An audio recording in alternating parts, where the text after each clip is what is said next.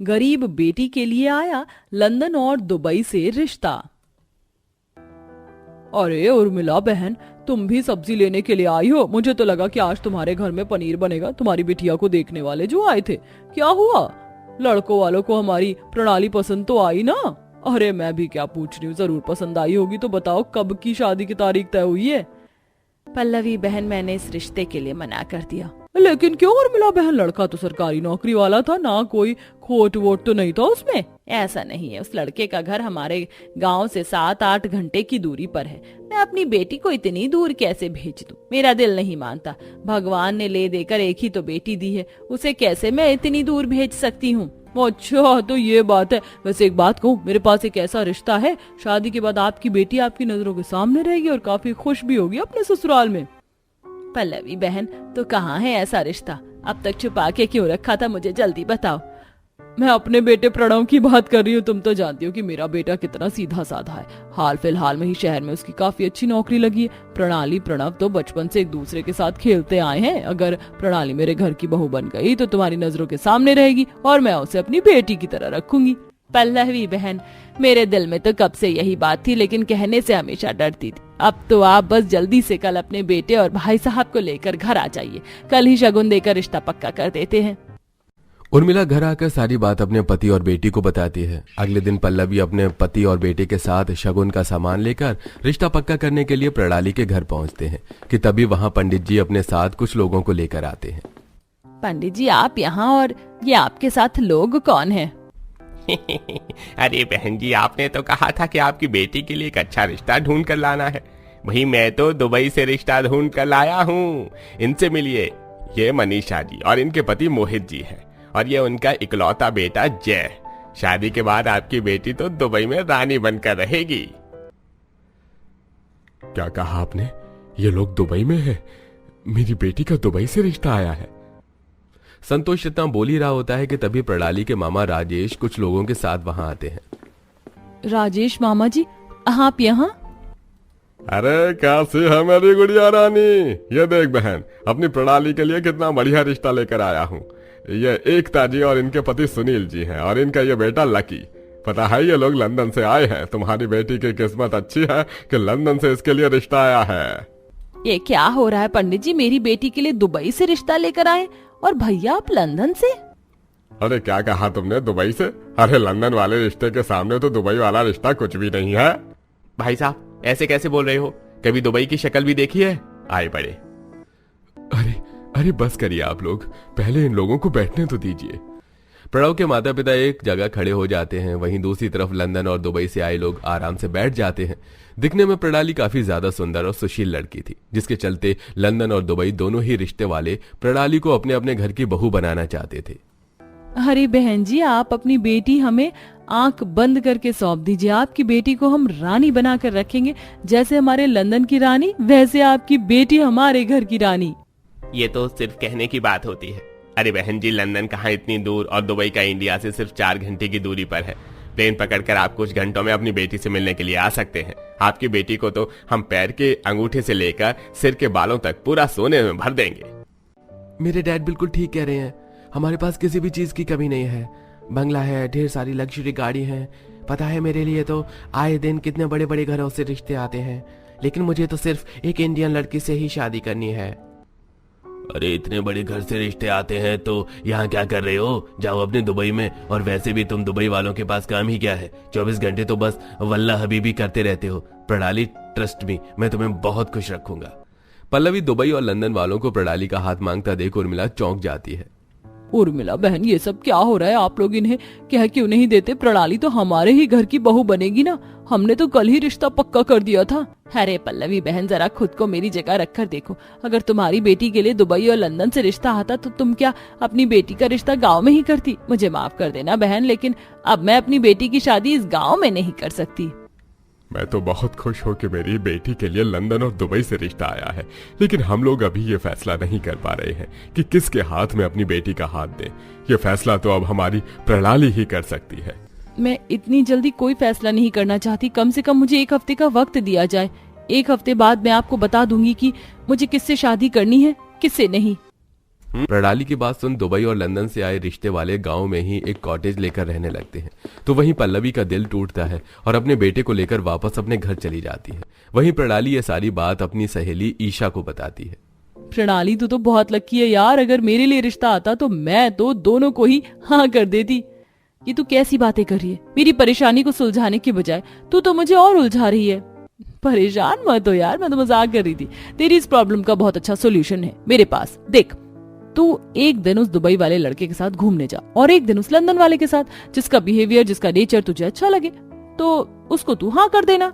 हाँ तू सही कह रही है, ऐसे उन्हें मैं परख भी लूंगी कि वो किस तरह के लड़के हैं। अगले दिन प्रणाली सबसे पहले लंदन से आए लड़के लकी के साथ घूमने के लिए जाती है। आप गोलगप्पे खाएंगे? हमारे यहाँ बहुत बढ़िया गोलगप्पे मिलते हैं। आप इंडियन लोग क्या क्या खाते हैं हाँ? इस पानी को तो देखिए कितना ज्यादा गंदा है और यहाँ कितने ज्यादा मॉस्किटोज भी हैं। मैं ऐसी जगह से कभी कुछ खा नहीं सकता। क्या आप आसपास कोई रेस्टोरेंट या कैफे नहीं है? हमारा गांव शहर के काफी ज्यादा नजदीक है, आधे घंटे की दूरी पर है। यहाँ पर शहर में काफी अच्छे अच्छे रेस्टोरेंट हैं, आप चाहें तो हम वहाँ चल सकते हैं। प्रणाली लकी को एक कैफे में लेकर जाती है और अब दोनों वहाँ का मेन्यू देखकर चीज ऑर्डर करने लगते हैं। मेरे लिए ये बारबी ले आइए। इसे बारबी नहीं बल्कि बारबेक्यू कहते हैं। तुम इंडियन लोग कितने ही आगे क्यों ना बढ़ जाओ, लेकिन अंग्रेजी बोलने में पीछे हमेशा रहोगे। लकी की यह बात प्रणाली को बिल्कुल भी अच्छी नहीं लगती। भले ही लकी प्रणाली के सामने अपनी अमीरी और अपने लंदन की काफी सारी चीज झाड़ रहा था, लेकिन साथ ही प्रणाली के साथ काफी अच्छा बिहेव भी करता है और शाम को प्रणाली को एक सुंदर ब्रेसलेट देता है। ये प्योर डायमंड ब्रेसलेट है, जब आप इसे पहनोगे तो इसकी खूबसूरती में 4 चांद लग जाएंगे। थैंक यू सो मच, लेकिन मैं इसे अभी नहीं रख सकती जब तक मैं कोई फैसला ना सुना देती। लकी से मिलने के बाद अब अगले दिन प्रणाली दुबई से आई जय से मिलने के लिए जाती है और दोनों एक पार्क में घूमते हैं कि तभी वहां एक गरीब बच्चा आता है। अंकल अंकल बहुत भूख लगी है, कुछ पैसे दो ना, खाना खाना है। तुम्हारी हिम्मत कैसे हुई मेरी पैंट को टच करने की? अपने गंदे हाथ दूर रखो मुझसे और ये पकड़ो पैसे। जय उस बच्चे को पैसे तो दे देता है लेकिन उसके साथ काफी बुरा बिहेव करता है। पार्क में घूमते घूमते अब जय को काफी गर्मी लगने लगती है। तुम लोग इतनी गर्मी में यहाँ कैसे घूम लेते हो? गॉड, मैं तो कभी बिना एसी के नहीं रह सकता। चलो हम लोग मेरी कार में बैठकर कहीं घूमने के लिए चलते हैं। ठीक है। जय भी प्रणाली के साथ पूरा दिन रहता है और उसका काफी अच्छे से ध्यान रखता है और शाम को जय प्रणाली को एक सोने की अंगूठी देता है जिसे प्रणाली लेने से मना कर देती है। बिना कोई फैसला करे आपसे कोई तोहफा नहीं ले सकती, बस कुछ दिन की बात है। जय को भी यही बोलकर प्रणाली घर आ जाती है और अब उसके दिमाग में जय और लकी दोनों ही चलने लगते हैं। प्रणाली आंगन में बैठकर दोनों के बारे में सोच रही होती है कि तभी वहां प्रणव हाथों में गर्मा गर्म पकौड़ी चटनी लिए आता है। ये देखो प्रणाली, मैं तुम्हारी मनपसंद पकौड़ी चटनी लेकर आया हूँ। माँ ने बनाई थी, उनको याद था कि तुम्हें उनके हाथ के पकौड़ी कितने ज्यादा पसंद है। माँ ने रिश्ते के लिए मना कर दिया, लेकिन उसके बाद भी आंटी को मेरा कितना ख्याल है। ऐसे उदास नहीं होते हैं, और वैसे भी जोड़ी तो ऊपर वाला बनाकर भेजता है ना। वैसे तुम्हें कल अपने कॉलेज के काम शहर जाना था ना, मेरे साथ चलना, मैं तुम्हें ले चलूंगा। तुम्हें याद था? मुझे तो लगा कि तुम भूल गए। तुम्हें मेरी हर एक चीज याद रहती है। अगले दिन काम खत्म कर प्रणाली और प्रणव घर लौट ही रहे होते हैं कि तभी प्रणाली के बगल से तेज रफ्तार में एक बाइक वाला गुजरता है। इन बाइक वालों को पता नहीं आजकल क्या हो गया है, हाथ में बाइक आते ही अपने को हीरो समझने लगते हैं। प्रणाली तुम ठीक तो हो ना? प्रणव बचपन से प्रणाली का काफी अच्छा दोस्त रहा था और उसे हमेशा उसका काफी ख्याल रखता था। ऐसे ही 4 दिन गुजर जाते हैं और आज प्रणाली के घर प्रणव, पंडित जी, उसके मामा और दोनों दुबई और लंदन वाले रिश्ते आते हैं। तो प्रणाली बेटा, क्या सोचा है तुमने लंदन वालों को हाँ बोलना है या दुबई वालों को? जय, लकी, आप दोनों ही काफी अच्छे हैं। आप दोनों ने मेरा काफी अच्छे से ध्यान रखा, मेरी केयर की और मुझे कीमती तोहफे देने की भी कोशिश की। मैं आप दोनों में से किसी के साथ भी शादी करूं, मैं काफी खुश रहूंगी, लेकिन मैं आप दोनों से शादी नहीं कर सकती क्योंकि मुझे ऐसी जिंदगी नहीं जीनी जिसमें पैसा ही सब कुछ हो। मैं दुबई जाकर वहाँ का बुर्ज खलीफा और लंदन जाकर बिग बैन देखने में जरा भी इंटरेस्टेड नहीं हूँ। मुझे एक सिंपल लाइफ जीनी है, इसलिए मैं आप दोनों से शादी नहीं कर सकती। तुम्हें दोनों से शादी नहीं करनी है तो किससे करनी है? बोलो, तुम इतना अच्छा रिश्ता कैसे ठुकरा सकती हो? मुझे प्रणव से शादी करनी है। मैं जानती हूँ प्रणव मुझे बचपन से प्यार करता आ रहा है। माँ के मना करने के बावजूद भी प्रणव और उसका परिवार का रवैया हमारे लिए बिल्कुल नहीं बदला। इन दोनों से शादी करने के बाद मुझे ढेर सारा सोना, चांदी, हीरे, पैसे मिलेंगे, लेकिन जो प्यार मुझे प्रणव करता है वो प्यार इन दोनों में से कोई नहीं दे पाएगा। प्रणव, क्या तुम मुझसे शादी करना चाहते हो? प्रणाली, तुम ये क्या कह रही हो? मैं तो बचपन से तुमसे शादी करना चाहता था। प्रणाली, मैं तुमसे बहुत प्यार करता हूँ। हाँ, मेरे पास इन दोनों की तरह ढेर सारा सोना चांदी हीरा पैसा नहीं होगा, लेकिन मैं तुम्हें इस दुनिया की हर खुशी देने की पूरी कोशिश करूंगा। प्रणाली का जवाब सुन दुबई और लंदन वाले वहां से चले जाते हैं। वहीं राजेश और पंडित भी उनके साथ ही निकल जाते हैं। प्रणाली के माता पिता को प्रणाली के इस फैसले की काफी कदर होती है और अब वो भी इस रिश्ते के लिए हाँ कर देते हैं। कुछ ही महीनों में प्रणाली और प्रणव की काफी धूमधाम से शादी होती है और आज प्रणाली प्रणव के साथ हंसी खुशी सिंपल सी एक जिंदगी अच्छी वाली जीती है। हे भगवान, सिंचाई कर करके तो अब मेरी कमर दुखी जा रही है, लेकिन चलो अच्छा है जो मेरे खेत की सब्जियां अच्छी हो रही हैं। राम जी आ गए? ये अभी भी डंडे से खाली हाथ ही हिलाते हुए घर के अंदर आ रहे हैं। राम जी क्या हुआ? मैंने तो आपसे कहीं काम को बोला था, क्या कहीं पर भी काम नहीं मिल पाया? तुम्हें जब देखो बस काम की ही लगी रहती है। जाओ, मुझे नहीं देना है तुम्हारी बात का कोई भी जवाब। ये क्या बात हुई? क्यों नहीं देना है आपको मेरी बातों का जवाब? राम जी! पूजा खेत में से चिल्लाती रही, लेकिन राम ने उसकी बात का कोई जवाब नहीं दिया। अंत में पूजा ही घर के अंदर आई और राम से बोलने लगी। राम जी, मैं बाहर से चिल्लाए जा रही थी, लेकिन आपने मेरी बात का कोई जवाब नहीं दिया। मुझे बताइए कि आप काम पर कब से जा रहे हो? आपने बोला था कि आप काम ढूंढोगे, मुझे बताओ कि आपने कहीं काम की बात की या नहीं? पूजा, तुम हमेशा मेरा पीछा क्यों घेरती रहती हो? हाँ, नहीं की मैंने काम की बात कहीं भी। आप समझते क्यों नहीं हो राम जी? क्यों आपकी देह से ये निकम्मापन नहीं निकलता है? हम सिर्फ 2 पति पत्नी नहीं गुजारा चलाने को, हमारे साथ साथ माँ जी, बाबू जी, दीदी और बच्चों का भी साथ है। मैं अकेले ही खेती करके सब्जियां बेच के सभी का खर्चा चलाती हूँ, लेकिन मैं अकेले ही ये सब नहीं कर सकती हूँ। तुम मत करो, कौन कहता है करो? जो हमारे नसीब का होगा हम तक खुद ही चलकर आ जाएगा। राम ऐसे बोलकर अपने कमरे में जाकर लेट गया। पूजा राम को देखती रह गई। पूजा एक गरीब औरत थी जो अपने ससुराल के परिवार के साथ रहती थी। उसके घर में उसकी एक ननद थी जिसकी शादी में कुछ दिक्कतों की वजह से वो अपने मायके में ही आ बसी थी। ननद की एक बेटी थी, सास थी, ससुर, पति और एक बेटी पूजा भी थी। इतने लोगों का पेट अकेली पूजा सब्जी उगा उगा कर और बेच बेच कर भर रही थी। अगले दिन, चलो भगवान का शुक्र है आज भी वक्त से ही आंख खुल गई। अब जल्दी से जाकर खेत से सब्जियां काट लेती हूँ। पूजा बेहद ही मेहनती औरत थी। आंख खुलते ही उसने पहला काम खेत से सब्जियां लाने का किया। वो खेत में गई और ठेले पर बेचने को अपने खेत की सब्जियां लेने लगी। हे भगवान, सब्जियां भी अब तो खेत में से खत्म होती जा रही हैं। एक तो इतनी छोटी सी जमीन है, एक बार फसल अगर कट जाए तो आसानी से आती ही नहीं। चलो आज तो थोड़े आलू और थोड़े से टमाटर बेचने को निकल जाती हूँ। पूजा ने ऐसे बोलकर अपने खेत से सब्जियां तोड़ी। जहां एक तरफ घर की बहू होकर पूजा इतनी मेहनत करती थी, वहीं दूसरी तरफ उसका पति।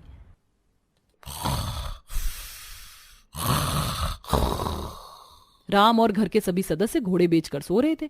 ऐसे में अकेले ही पूजा ने फसल काट ली और लगभग 6:30 बजे के करीब वो उसे बेचने को निकल गई। पूजा रेडी पर सब्जी बेचती थी। आलू ले लो, टमाटर, मिर्ची, बैंगन ले लो, हरी धनिया भी है। पूजा ऐसे ही सब्जी बेचने लगी। उसकी आवाज सुनकर मोहल्ले की औरतें उसके पास आने लगी। अरे पूजा बहन, आज क्या क्या सब्जी लेकर आई हो? बहना, आलू और बैंगन है, ले जाओ। बैंगन का भरता बना लेना या आलू बैंगन की सब्जी बना लेना, सब कुछ बड़ा ही अच्छा बनेगा। मेरे खेत के ताजे ताजे आलू बैंगन हैं। लाओ बहन, मुझे तो तुम बैंगन का भरता बनाने को 1 किलो बैंगन दे दो और हाँ, हरी मिर्च डालना मत भूलना। मुझे आलू बैंगन और दोनों दे देना। सभी औरतों ने ऐसे ही पूजा से सब्जी खरीदी। पूजा घर घर गली मोहल्लों में घूमी और सुबह 6 बजे की निकली हुई पूजा 10 बजे जाकर अपने घर में घुसी। मैं घर आ गई। माँ, मुझे भूख लग रही है, जल्दी से नाश्ता बना कर दो ना। राम जी, आप आज भी अब 10 बजे सोकर उठ रहे हो? हाँ, क्यों? राम जी, मैं सब्जी भी बेच आई हूँ और आप अब सोकर उठ रहे हो। आप समझते क्यों नहीं हो कि हमारे घर में आपको काम करने की बहुत जरूरत है। आप शहर चले जाओ, शहर में कितने काम हैं। पूजा, तुम्हारी दिक्कत क्या है? मैं क्या चैन से सांस लेता हुआ तुम्हें बुरा लगता हूँ? राम, बहू ने क्या गलत बोल दिया जो तू उस पर ऐसे चढ़ता हुआ आ रहा है? बोल, ठीक ही तो कह रही है बहू। तू शहर जाकर कोई काम करने लग। हाँ राम, वैसे भी अब तो कोई छोटा सा बच्चा नहीं रहा जो तू नल्ला घूमे। अब तेरा परिवार है, तेरे ऊपर इन सभी की जिम्मेदारी है। तू मेरी बात को समझ तो रहा है ना? पूजा भाभी सही बोल रही है, तू शहर जाकर कोई काम कर ले, शहर में बहुत काम है। सभी को अपने ऊपर चढ़ता हुआ सुन राम मजबूर हो गया और वो बोला, अरे अब बस भी कीजिए आप लोग। ठीक है, मैं समझ गया। इस घर में अगर सभी को किसी से सबसे ज्यादा दिक्कत है तो वो मैं हूँ। ठीक है, मैं शहर चला जाऊंगा, आज ही चला जाऊंगा। इसके बाद तो आप सबको मुझसे कोई दिक्कत नहीं रहेगी ना? राम ने जैसा बोला था वैसा ही किया। वो उसी दिन अपने गांव से शहर आने को निकल गया। चलो अच्छा है, कम से कम राम जी काम पर तो गए। सच में भाभी ये राम बड़ा निकम्मा है। अच्छा ही है जो चला गया, अब कम से कम उसमें थोड़ी जिम्मेदारी तो आ जाएगी। पूजा और प्रिया दोनों ऐसे ही खुश होने लगी, लेकिन पूजा ये नहीं जानती थी कि उसने अपने ही हाथों किस बला को दावत दी थी। शहर जाने के बाद राम काम ढूंढने लगा कि तभी उसे एक छोटी सी कंपनी के बारे में पता चला जिसको उसकी साली चलाती थी। ये कंपनी तो राशा की है। अरे वाह, चलो यही काम मांग लेता हूँ। अगर मौके पे चौका लग गया तो नौकरी भी मेरी और साली भी मेरी। राम के मन में चोर था। इसी इरादे से वो अपनी साली की कंपनी में नौकरी मांगने गया, जहां आसानी से उसे जॉब मिल गई। कुछ दिन काम करने के बाद राम ने राशा को फंसाना शुरू कर दिया। अरे साली साहिबा, बुरा ना माने तो क्या आज हम दोनों साथ में मूवी देखने चलें? ओह माफ करना, साली नहीं बॉस। आप मुझे साली भी कह सकते हो जीजू। अच्छा वैसे क्या बोल रहे थे? मूवी? चलिए देखते हैं कोई अच्छी सी ही मूवी। राम ऐसे ही धीरे धीरे कभी मूवी तो कभी डिनर के बहाने राशा को फंसाने की कोशिश कर रहा था। और ऐसे ही चलते चलते वो वक्त भी आ गया जब राम ने राशा को पूरी तरह से अपनी बातों में ले लिया और उससे शादी कर ली। और इस सब के बारे में पूजा को खबर तक नहीं थी। अब राम को शादी किए हुए 1 महीना हो चुका था। पूजा आज सब्जी बेचने को आई हुई थी कि तभी, अरे ये लड़की तो मुझे देखने से राशा लग रही है, लेकिन राशा इतनी सजी धजी क्यों है? ये क्या, राशा के साथ में राम जी हैं? पूजा को दूर राशा और राम दिखाई दिए जो धीरे धीरे उसके पास भी आ गए। पूजा ये देखकर चौंक गई कि उसकी बहन की मांग में उसके पति के नाम का सिंदूर था और अब वो दोनों बहनों से सौतन बन चुकी थी। राम जी, ये सब क्या? कह दीजिए राम जी की ये सब झूठ है। राशा तू मेरी सौतन नहीं हो सकती है ना? हम दोनों तो बहनें हैं। बहनें हैं नहीं, बहनें थी।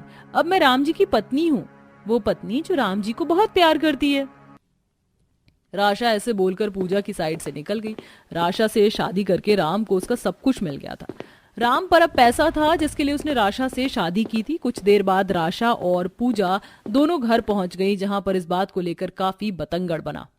मुझे तुझसे ये उम्मीद नहीं थी राम। नकारा औलाद, तुझे शहर इसलिए नहीं भेजा था कि तू वहां जाकर ये काम करे। तुझे कमाने के लिए भेजा गया था, लेकिन तूने मेरी नाक कटा दी। अब कान खोलकर सुन ले, मेरी बहू सिर्फ और सिर्फ मेरी पूजा है। इस राशा वाशा को मैं अपनी बहू नहीं मानती। ये इस घर में तो रहेगी, लेकिन इसे मेरी बहू बनाने की उम्मीद मत रखना। राम चिकना खड़ा था, किसी के कुछ भी बोलने पर उस पर असर नहीं हुआ। वहीं दूसरी तरफ राशा भी अपनी बहन के बारे में सोचे बिना उसी छत के नीचे पूजा के साथ रहने लगी। राशा डियर, चलो हम दोनों साथ में कैंडल लाइट डिनर पर चलते हैं, तुम्हें अच्छा लगेगा। राम पूजा के सामने राशा को कभी डिनर पर लेकर जाता तो कभी उसे मूवी दिखाने, जो सब पूजा को बहुत ज्यादा फील होता था। ऐसे ही सिलसिला जारी था, लेकिन अब राम के निकम्मेपन से तंग आकर राशा भी उससे शिकायत करने लगी थी। राम, मैंने आपको कितनी बार कहा है कि कंपनी में जाकर काम देख लिया कीजिए। हमारी रैंक दिन पर दिन गिरने पर ही है। अब तो आप जानते ही हो कि मैं आपकी पत्नी बन चुकी हूँ, तो अब ये सब काम मैं नहीं करूंगी, आपको ही ये सारे काम देखने होंगे। अरे हाँ राशा। क्या राशा? देखो राम, मैं करियर को लेकर बहुत सीरियस हूँ। तुम इतने निकम्मे। क्या है, क्यों दोनों बहनें मुझे हर वक्त निकम्मा निकम्मा बोलती रहती हो? हाँ हूँ मैं ऐसा ही, और यही मेरा नेचर है। अंडरस्टूड? अगर ऐसा है तो फिर उस निकम्मे इंसान के साथ मैं नहीं रह सकती हूँ। मैं कोई भी डिसीजन लेने में ज्यादा वक्त नहीं लगाती हूँ। ठीक है राम, मैं तुम्हें छोड़ती हूँ। राशा की बात सुनकर राम को बड़ा झटका लगा। राशा ने 1 ही मिनट में राम को उसकी कामचोरी की वजह से छोड़ दिया और वो अपने शहर ही आ गई। अब इस घटना के बाद राम को एहसास हुआ कि कौन उसकी हमदर्द पत्नी है जो उसकी इतनी कामचोरी और बड़ी बड़ी गलतियों को नजरअंदाज कर देती है। इस सब के बाद राम ने पूजा से माफी मांगी और फिर कभी काम चोरी ना करने की कसम खाई और पूजा अपने परिवार के साथ खुशी खुशी रहने लगी।